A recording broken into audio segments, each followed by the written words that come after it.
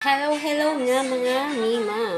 At kadarating lang natin dito sa Pantok at tingnan nyo naman ang buhok ko. Nagmotor tayo kaya mahangin ba sa labas. At eto nga guys, tayo ay last day na natin o kaya bukas dito sa ating project. Dahil tapos na.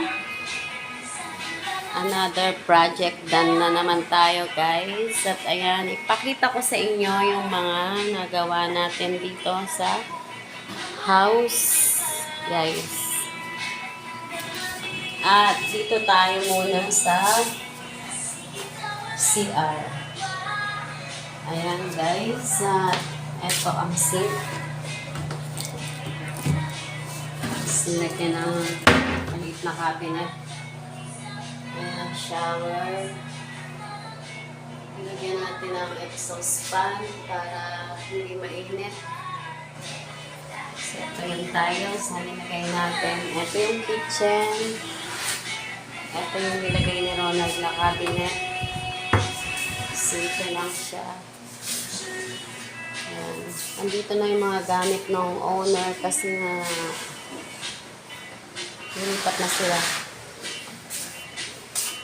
At ayan. Ito yung kwarto. Dalawang kwarto yan.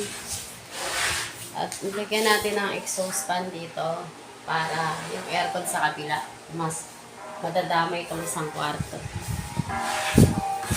At eto, ang isang kwarto. Ayan, may kama na siya. Ito yung aircon, exhaust fan.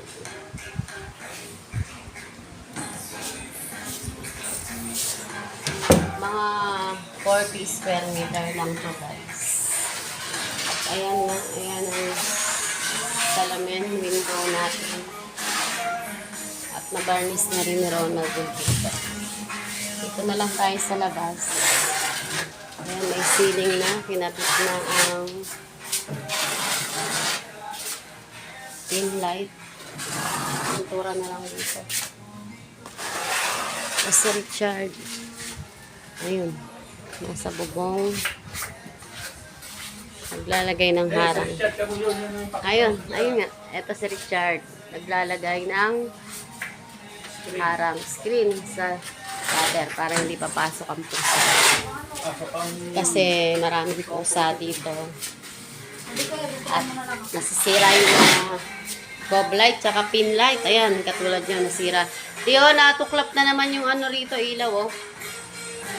Ayan ang nagawa natin guys. At satisfied naman ang may-ari dahil maganda. Ito, sinuggest namin to na maglagay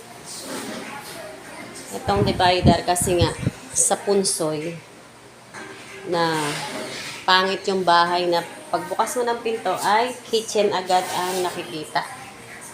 Kaya sabi namin maglagay ng divider dito. Yan, nilagyan namin to. Tubular siya, 2x2. Sinagyan ng pintura para pagpasok ng kitchen hindi agad yun. Kasi sa punsoy nabasa ko pangit yung nakikita agad ang kitchen. Ayan. Hindi pa tayo nakapagligpit.